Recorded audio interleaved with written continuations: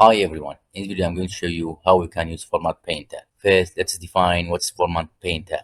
Format Painter is a tool that allows you to quickly copy the formatting like font, style, color, borders, cell shading from one cell or a range and apply it to another cell or range without changing the data.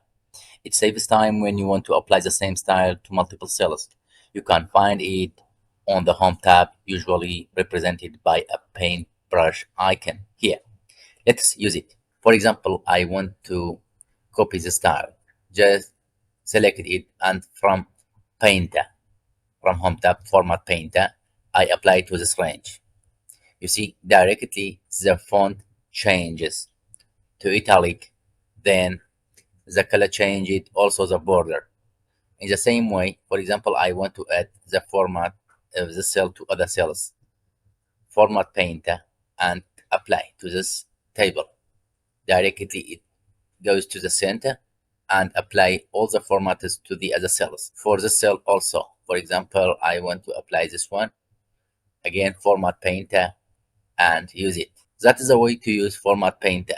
If you see it's helpful, don't forget to like the video, leave a comment and subscribe. Have a nice day.